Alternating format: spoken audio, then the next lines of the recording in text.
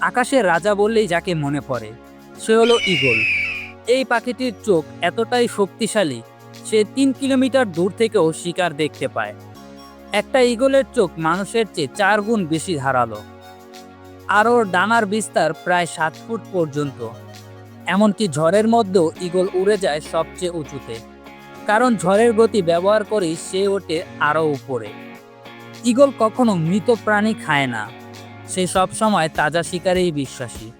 আর eagle 70 বছর পর্যন্ত বাঁচে, কিন্তু 40 বছর পর এক কঠিন সিদ্ধান্ত নেয়, নিজেকে নতুন করে জন্ম দেয়।